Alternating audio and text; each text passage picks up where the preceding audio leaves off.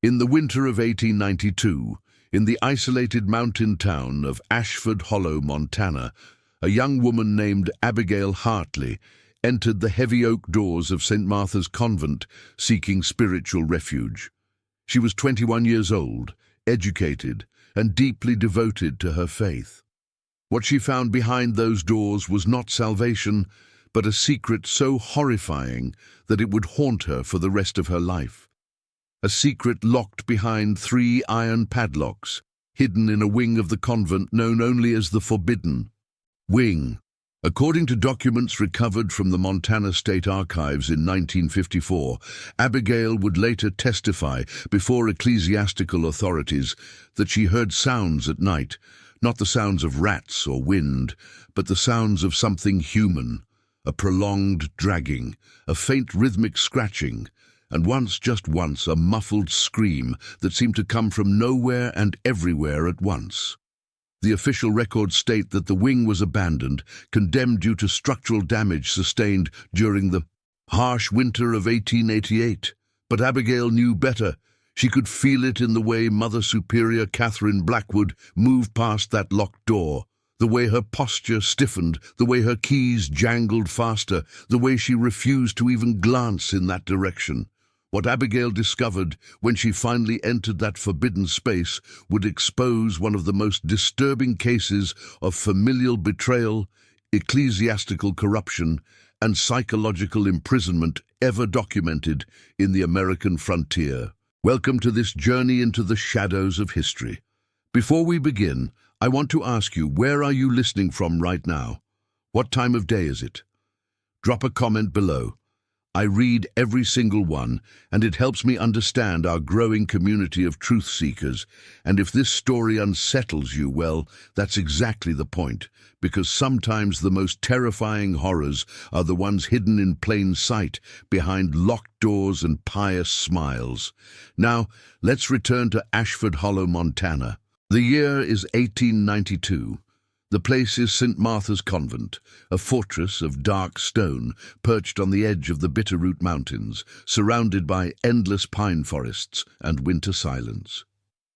The town of Ashford Hollow itself was barely a town, a logging community of perhaps 300 souls, most of them men working the timber mills. The convent served as an orphanage, a school for girls, and a refuge for women seeking religious life. It had been built in 1867 by a wealthy Catholic family, the Blackwoods, who donated both the land and the initial funding. The Blackwood name was synonymous with piety and generosity in Montana territory. But in 1892, that name would become synonymous with something far darker. Abigail Hartley arrived at the convent in late November, just as the first heavy snows began to fall. She came from a respectable family in Helena, the daughter of a banker who had recently passed away. Seeking purpose and solace, she chose the religious life.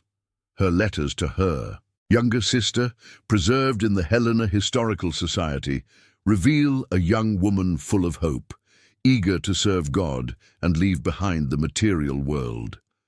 In one letter dated November 28, 1892, Abigail wrote, "The convent is beautiful in its austerity.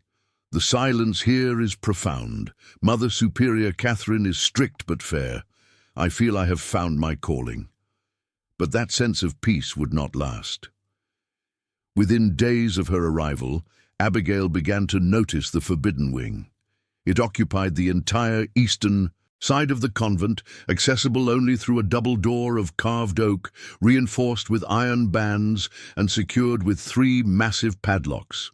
The door stood at the end of a long corridor known as the Hall of Penitence, a cold, windowless passage that most sisters avoided unless absolutely necessary. When Abigail asked about the wing, Mother Catherine's response was always the same. "That wing is condemned, Sister Abigail. It is structurally unsound and holds nothing of value. Your curiosity is better spent on your prayers."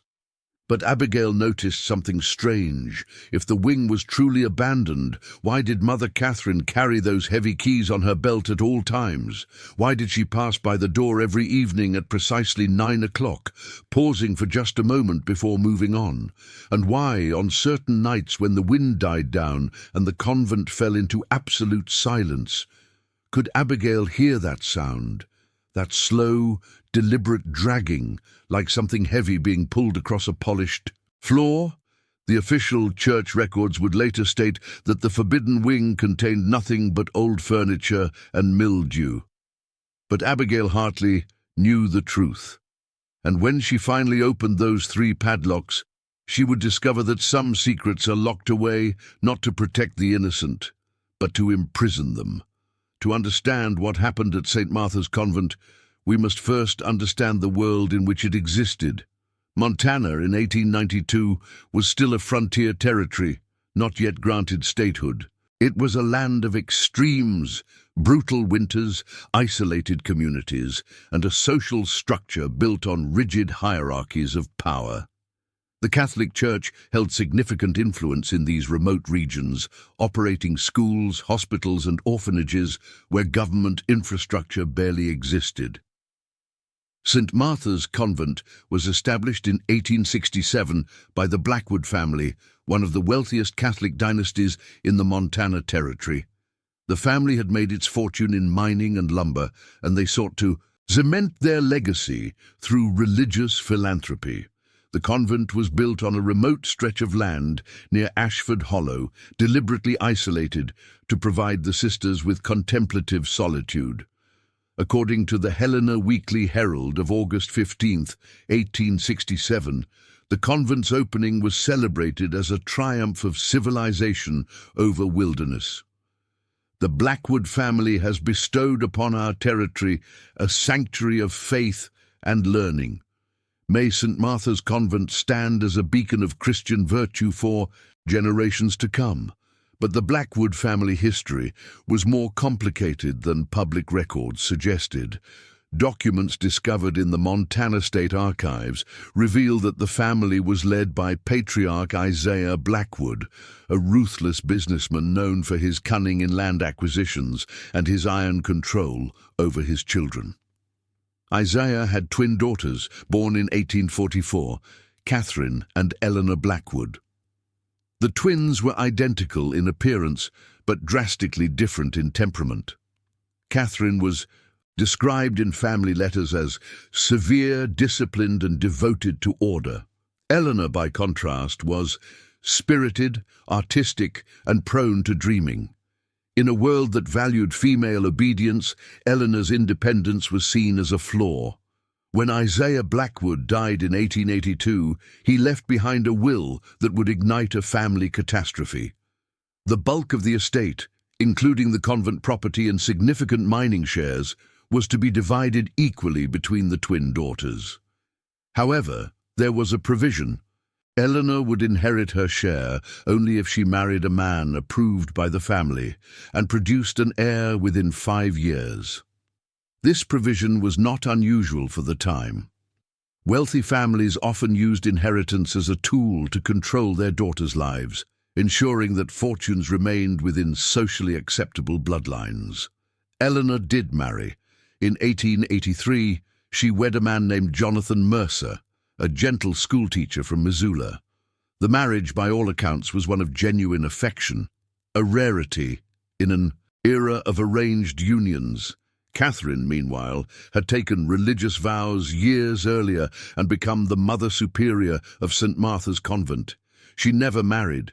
She devoted herself entirely to the church. But something changed in 1887. Jonathan Mercer died suddenly.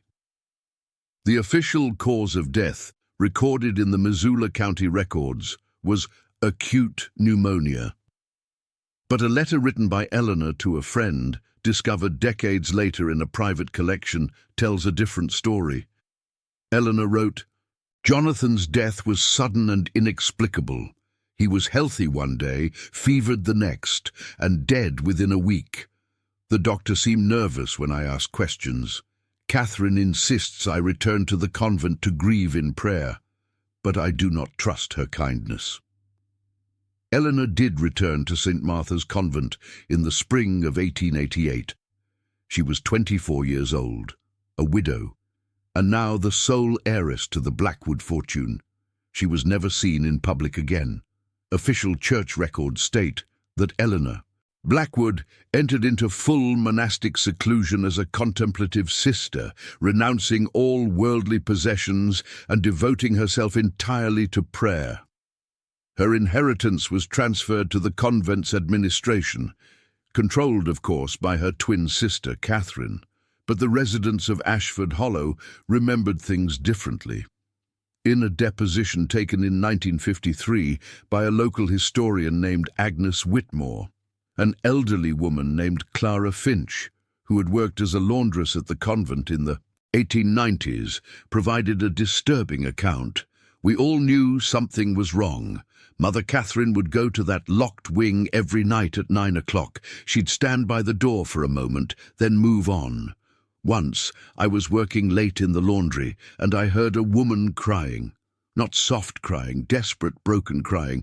When I asked Mother Catherine about it the next day, she told me it was a wounded animal in the forest.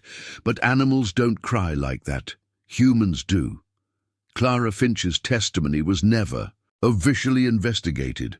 She left the convent in 1893 under mysterious circumstances, later stating she feared for her safety.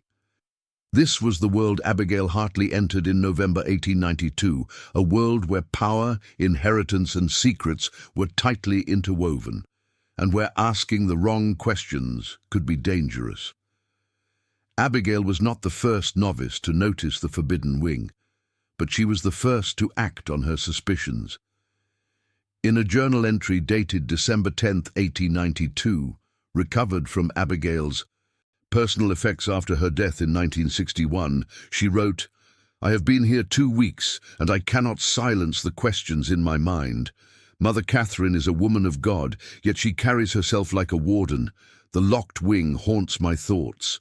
Last night I heard the sound again, a slow dragging, then silence. I stood in the corridor for nearly an hour, listening.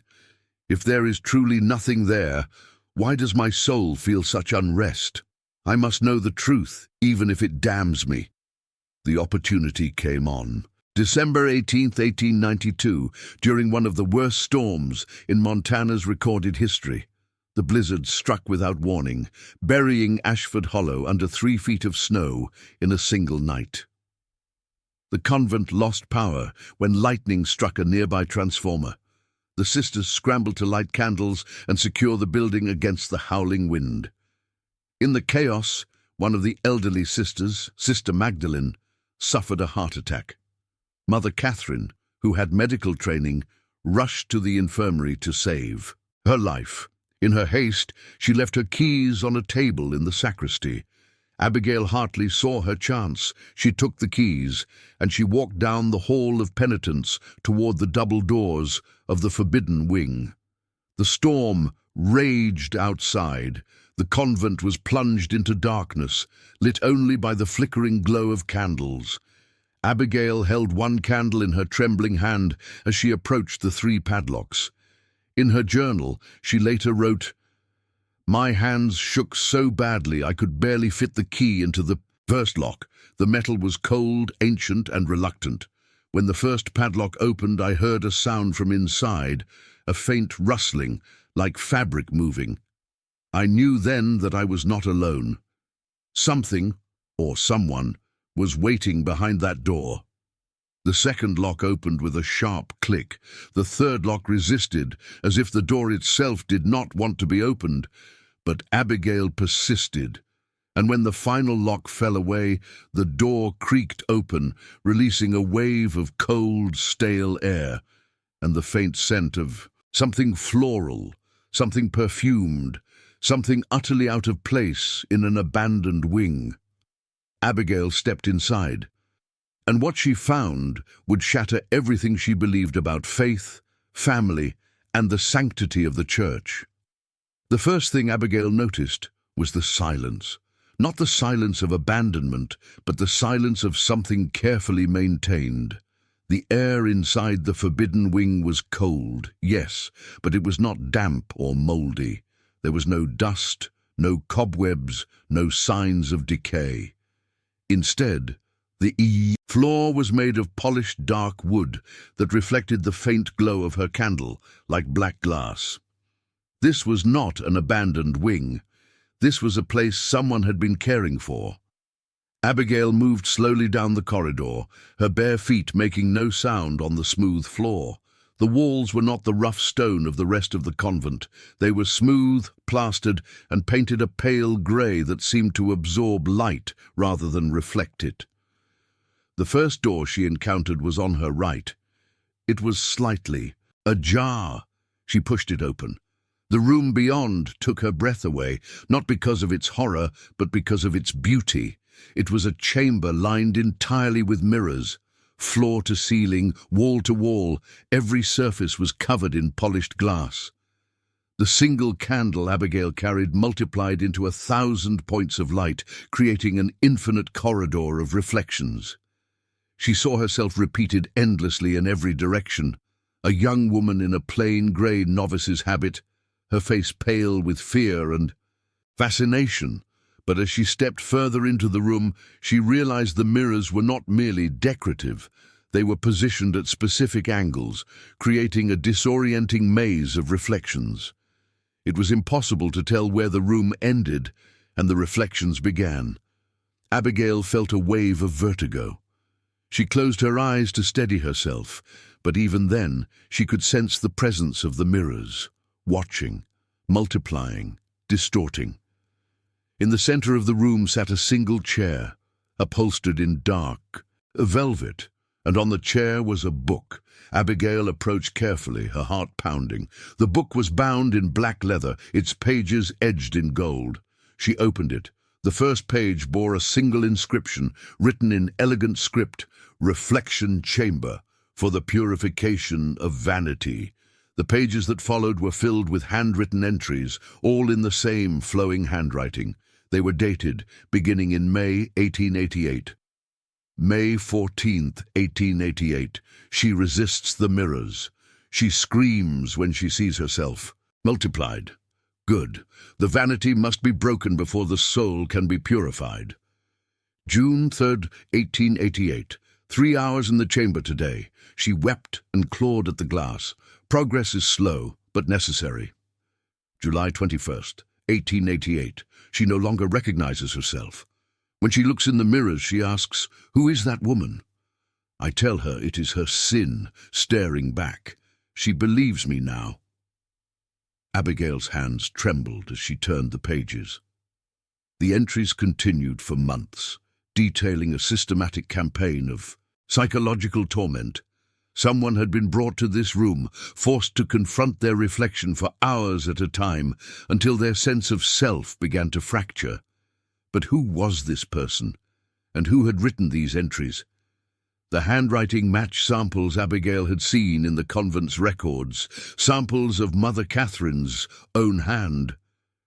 Abigail closed the book, her breath coming in short gasps. She needed to leave, to report what she had found, but curiosity, or perhaps something darker, compelled her to continue exploring.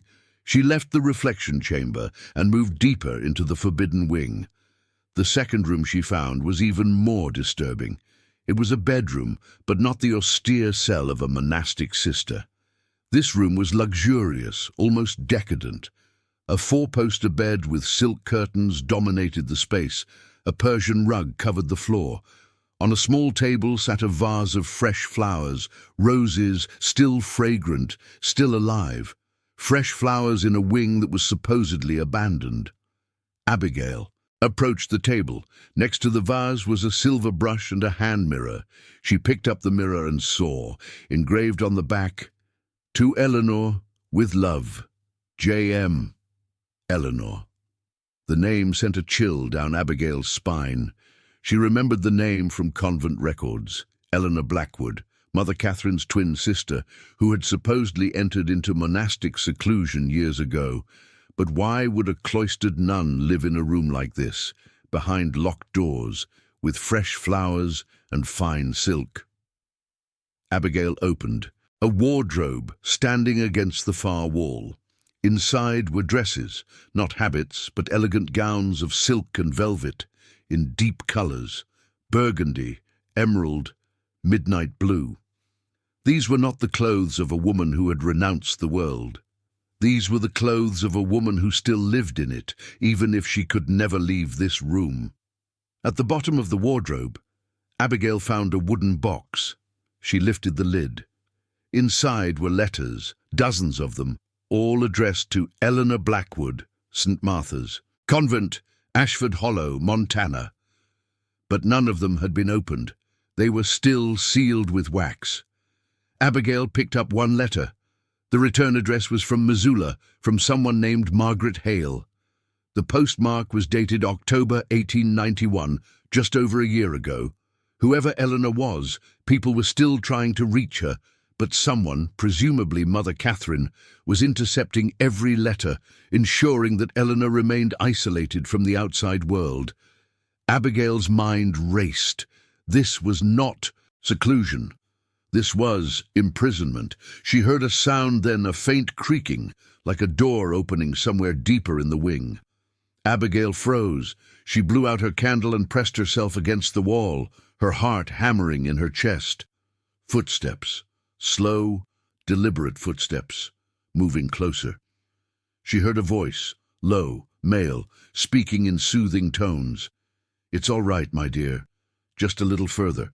The storm will pass, and everything will be as it was." And then a second voice, female, weak, trembling. "I don't want to go back to the mirrors. Please, Silas, not the mirrors. Hush now. Mother Catherine knows what's best." Abigail's blood turned to ice. There was someone else in the forbidden wing. Two people, in fact, a man and a woman, and they were moving toward the reflection chamber. Abigail realized with horror that she was trapped. If she tried to leave now, she would run directly into them. Her only option was to hide and pray they did not discover her. She slipped behind the wardrobe, crouching in the narrow space between the furniture and the wall.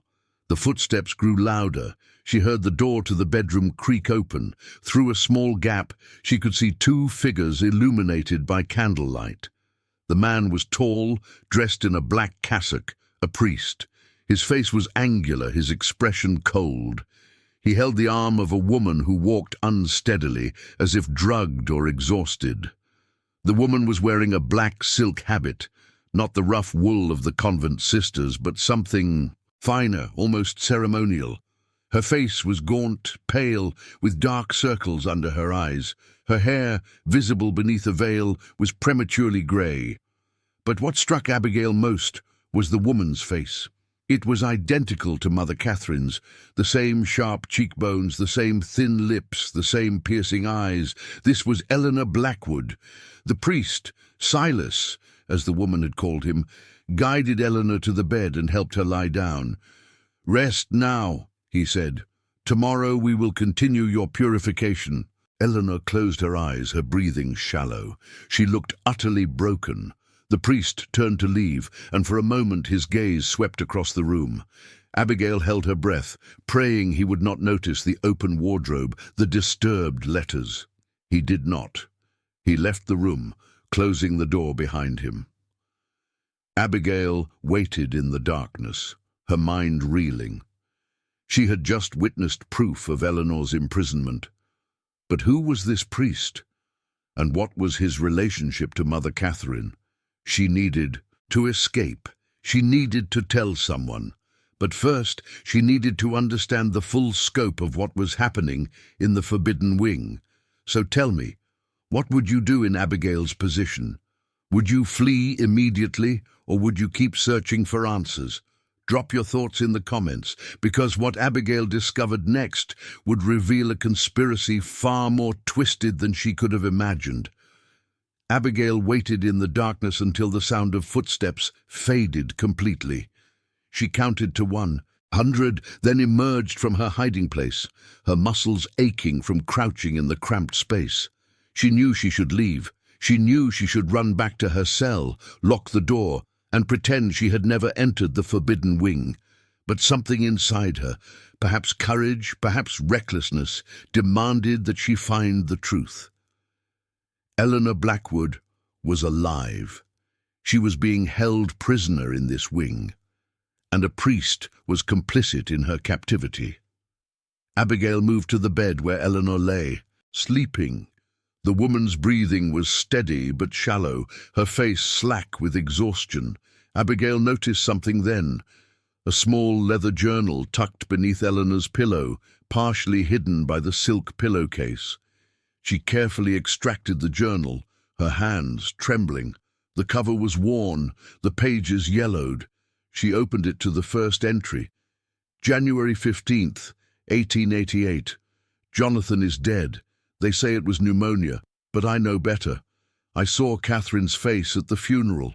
No grief, only calculation.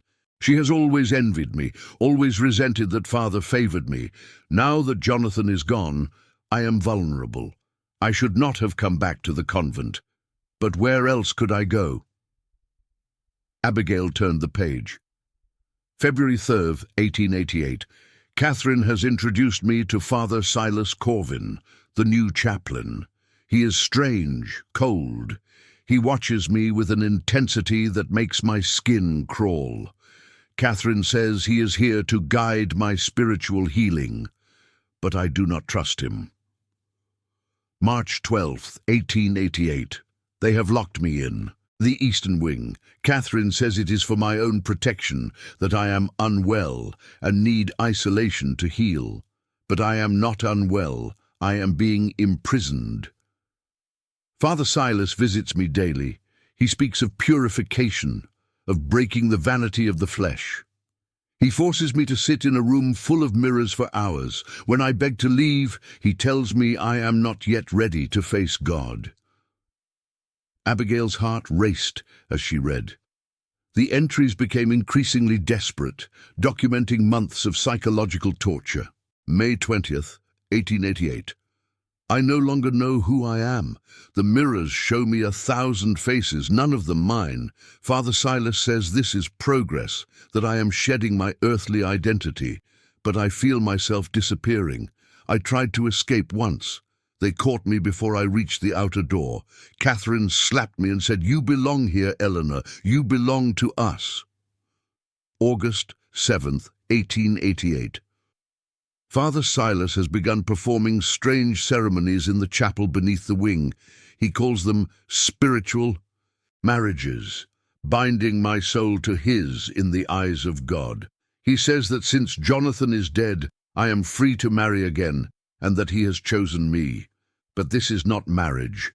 This is possession. Abigail's stomach churned.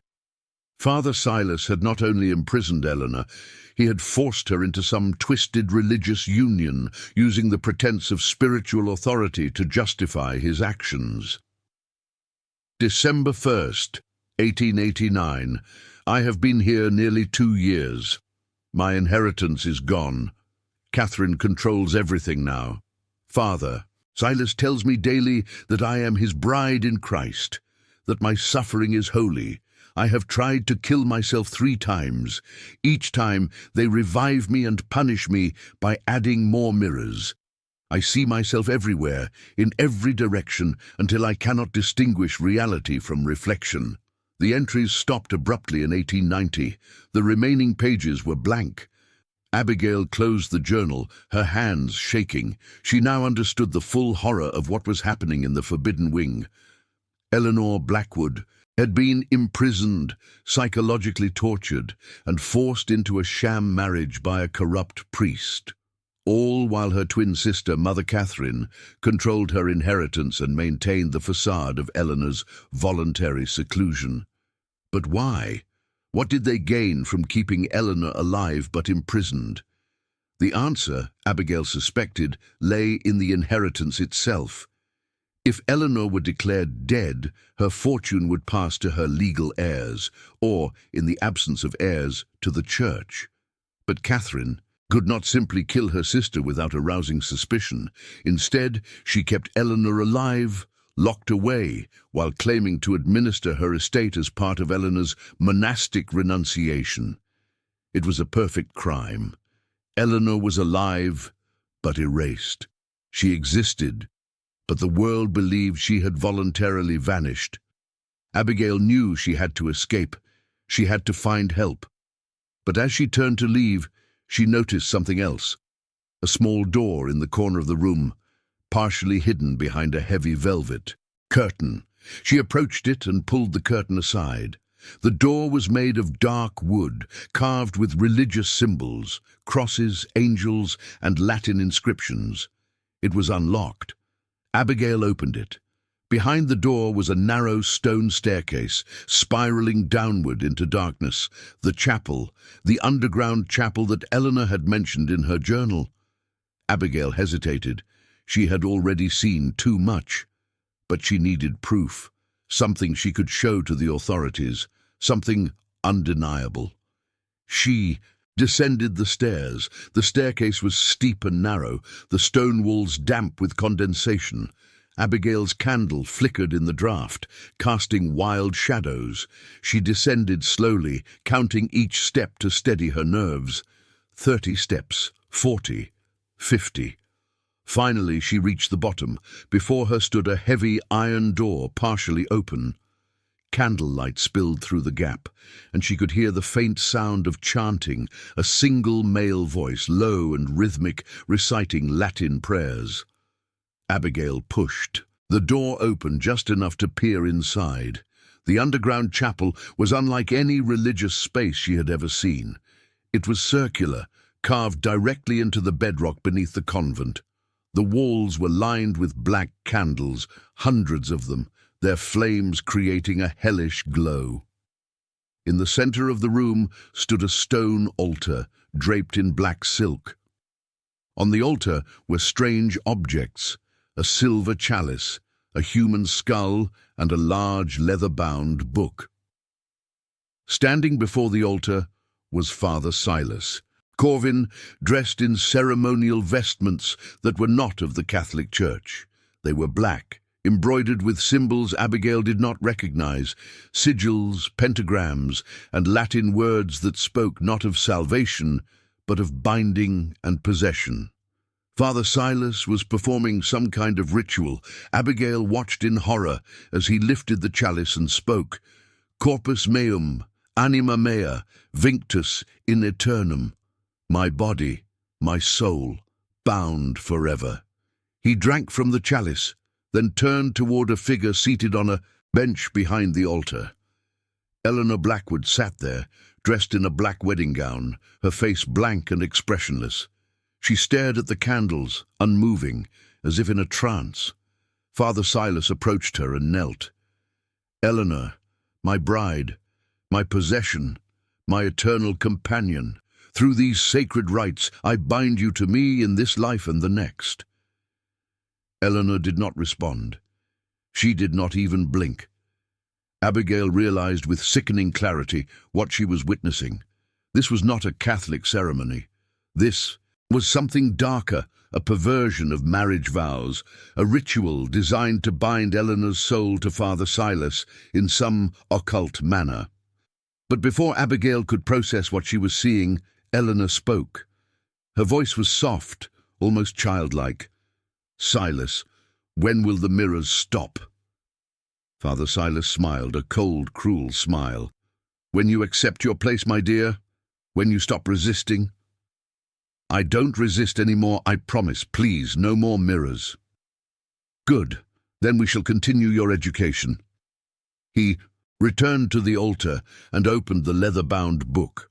Abigail could see the pages were filled with handwritten notes, diagrams, and what appeared to be psychological instructions, methods for breaking the human will, techniques for inducing dissociation, formulas for creating dependency and obedience. Father Silas was not just a corrupt priest. He was a student of psychological manipulation, using religious authority as a cover for his twisted experiments.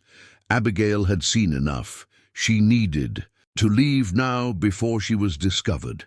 She backed away from the door, moving as quietly as possible, but as she turned to climb the stairs, her foot struck a loose stone. It clattered down the steps with a sound that echoed through the stairwell like a gunshot. The chanting stopped.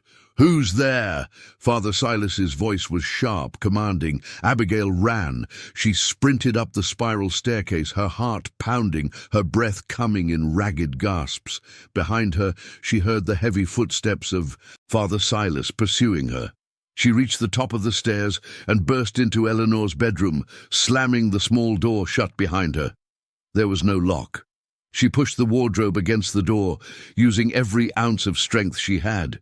It would not hold for long. She looked around frantically. The bedroom's main door was on the opposite side. If she could reach it, she could escape back into the corridor and make her way to the outer doors of the forbidden wing. But then she heard another sound, heavier footsteps coming from the corridor outside. Mother Catherine, she was trapped. Abigail's mind raced. If she was caught now, there would be no escape. They would kill her, or worse, they would do to her what they had done to Eleanor. She looked around desperately for another way out. Her eyes fell on a window, high up on the wall, partially obscured by curtains. It was small, but possibly large enough for her to squeeze through. She climbed onto the bed, then onto the wardrobe she had just moved. The window was latched, but old. She forced it open, the hinges protesting with a sharp creak. Cold night air rushed in, along with the howl of the blizzard. She looked down. The window overlooked a narrow courtyard, 2 stories below. The ground was covered in snow. She had no choice. Behind her, she heard the door to the bedroom rattling. Mother Catherine's voice. "Silas, the door is blocked. She's inside." Abigail climbed through the window and dropped. The fall felt endless. Abigail hit the snow hard, the impact knocking the wind from her lungs. Pain shot through her ankle, sharp and immediate. She lay there for a moment, gasping, the cold biting into her skin through the thin fabric of her habit. Above her, she heard voices shouting.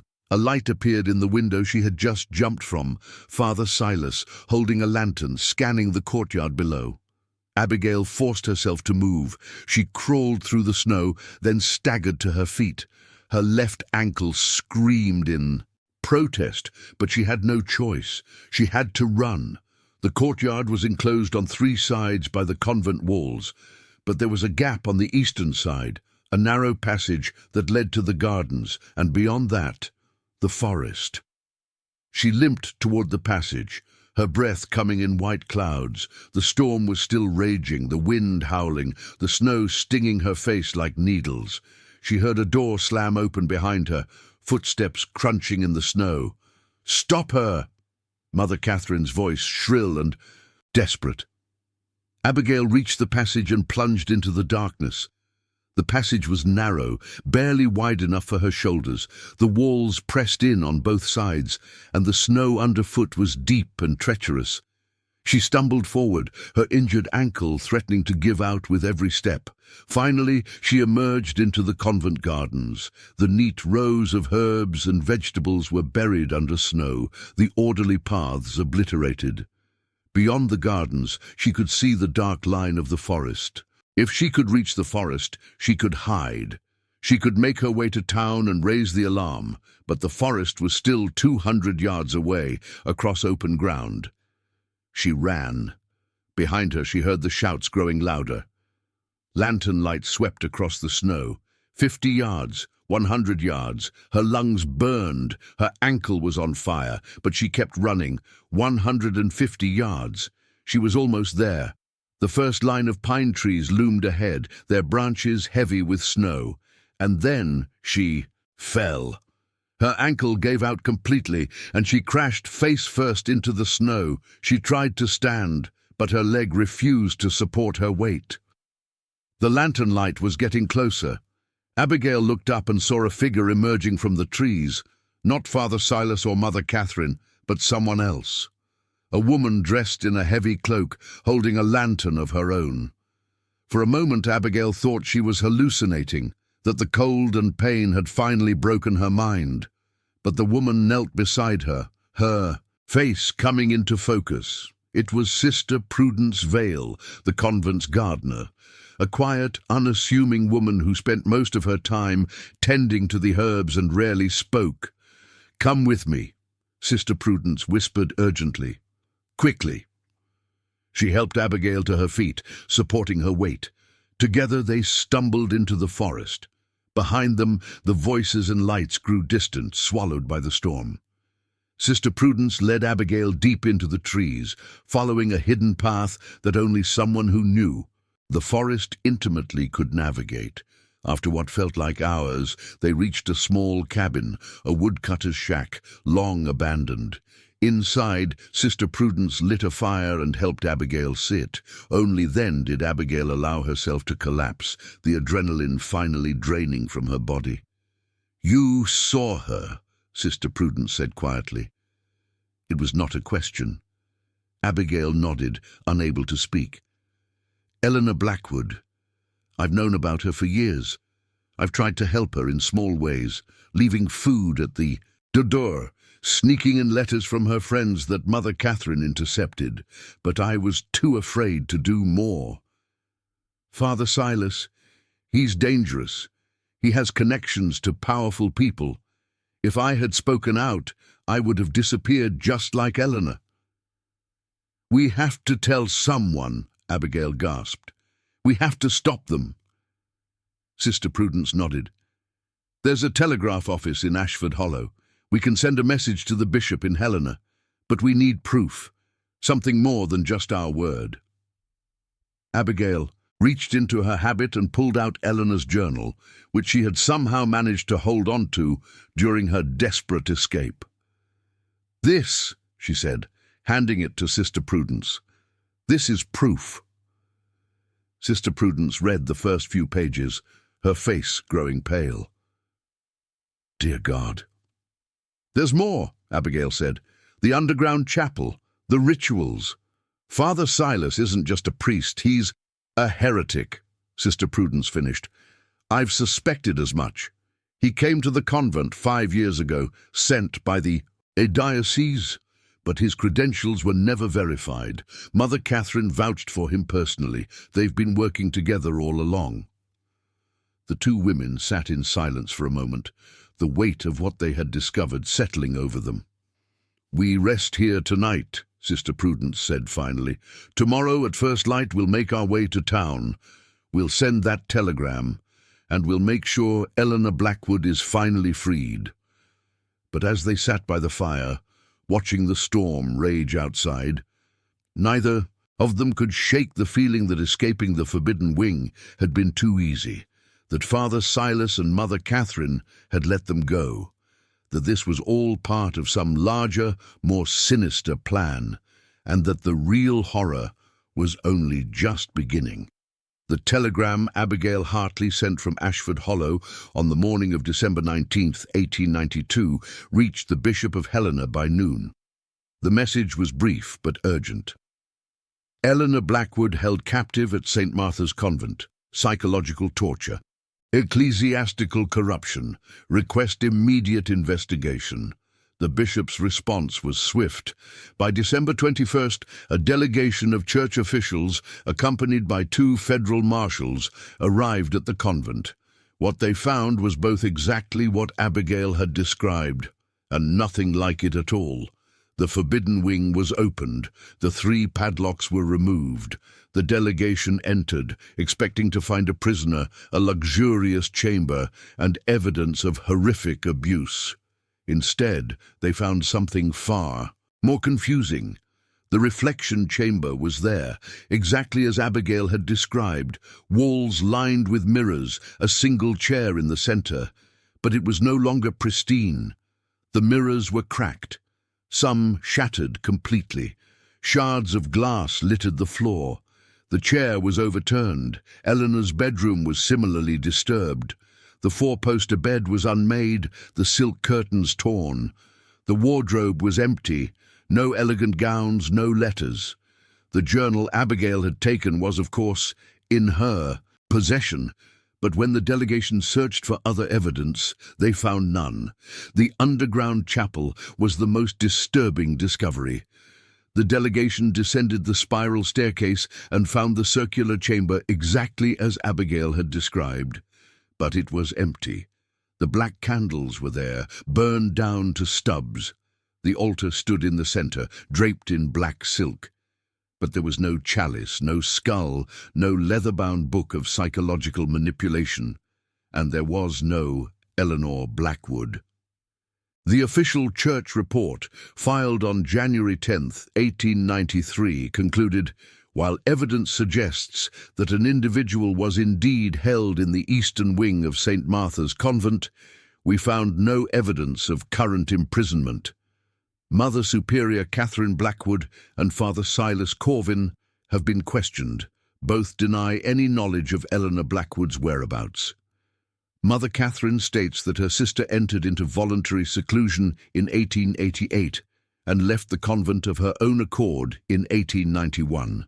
She claims the rooms in question were maintained as a memorial. Father Corvin states that he conducted private prayer sessions in the underground chapel, but denies any accusations of heretical practice. In the absence of physical evidence or testimony from Eleanor Blackwood herself, we cannot substantiate the claims made by former novice Abigail Hartley. The case was closed. Mother Catherine Blackwood was removed from her position as Mother Superior, but not arrested. She retired to a small cottage in Helena, where she lived quietly until her death in 1921. Father Silas Corvin was transferred to a parish in Wyoming. He continued his priestly duties until 1897, when he disappeared under mysterious circumstances. His fate remains unknown. Abigail Hartley was released from her novitiate and returned to Helena. She never entered religious life again. In letters to friends, she maintained that everything she had witnessed was real, that Eleanor had been imprisoned, and that the church had covered up the crime to avoid scandal. But without Eleanor there was no case, and Eleanor Blackwood was never seen again. In 1923, a construction crew renovating the abandoned St. Martha's Convent made a disturbing discovery. While excavating the foundation to repair structural damage, workers uncovered a small, bricked-up chamber beneath the underground chapel, a space not shown on any architectural plans. Inside the chamber, they found human remains.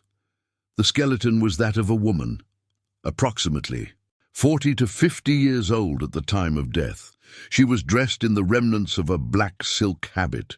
Around her neck was a locket containing a photograph of a young man, later identified through research into Montana Territory marriage records as Jonathan Mercer, Eleanor Blackwood's deceased husband. The body was never officially identified. The church claimed the remains were those of an unknown sister who had been buried according to custom decades earlier.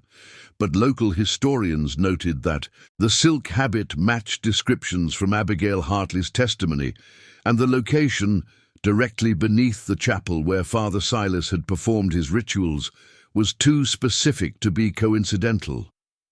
Was this Eleanor Blackwood?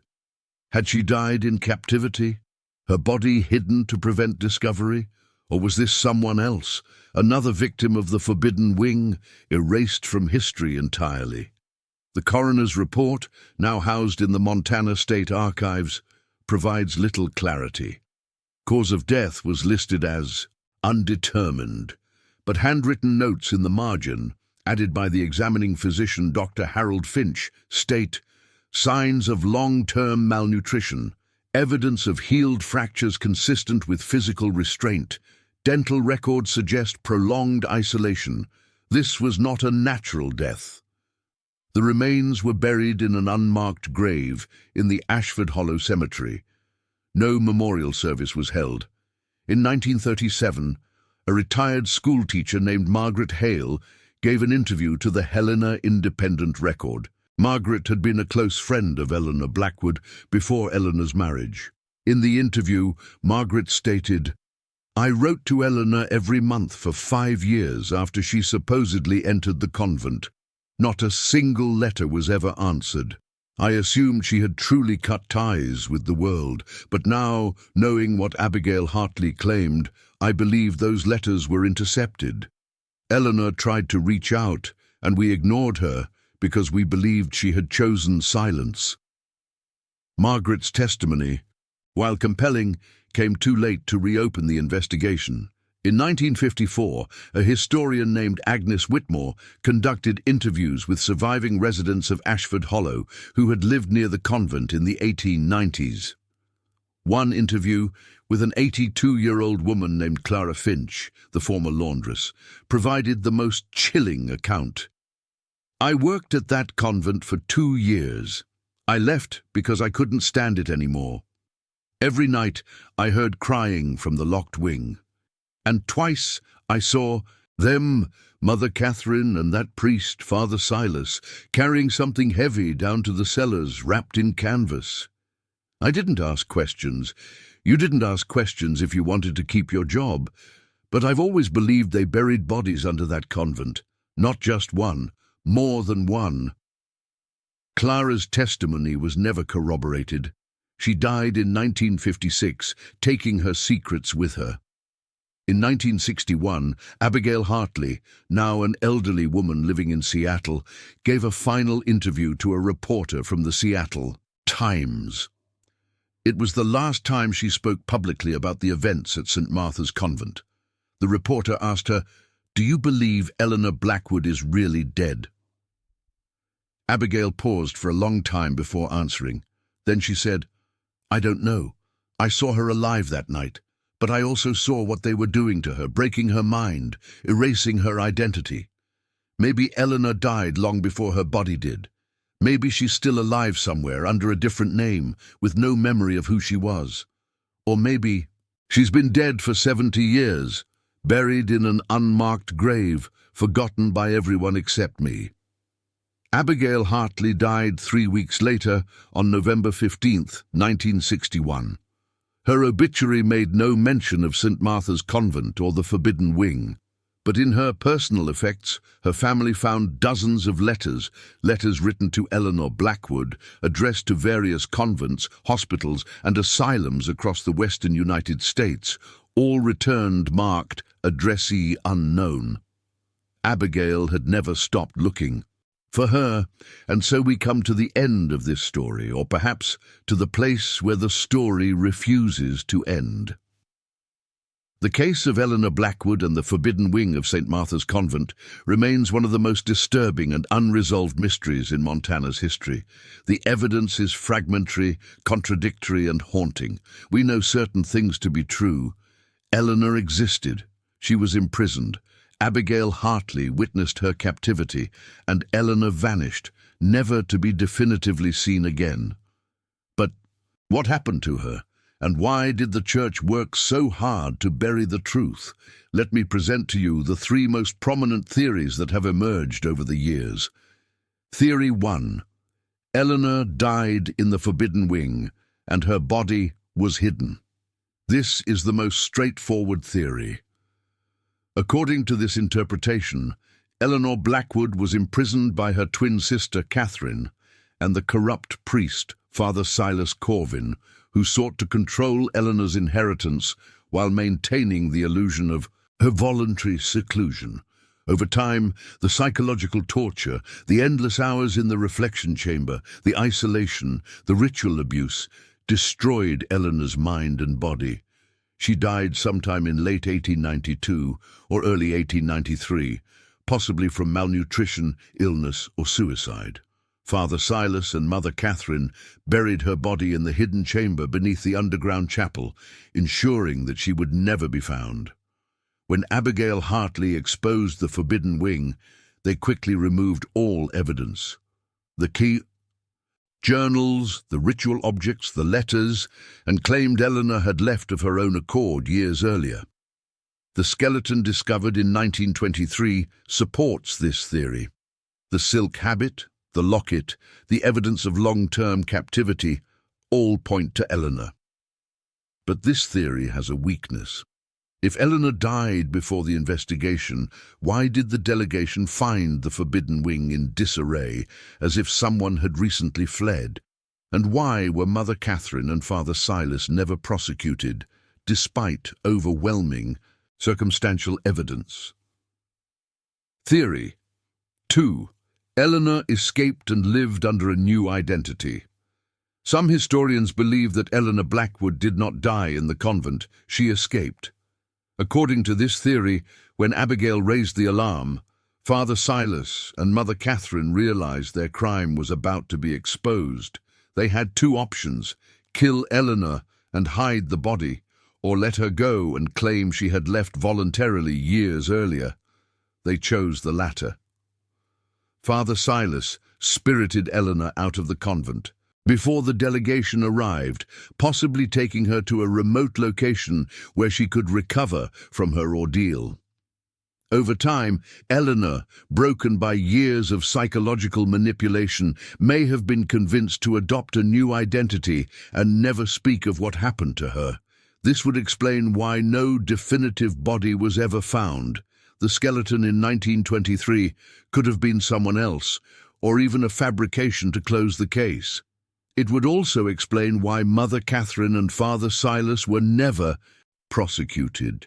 They could claim, truthfully, that Eleanor was alive and had left of her own free will.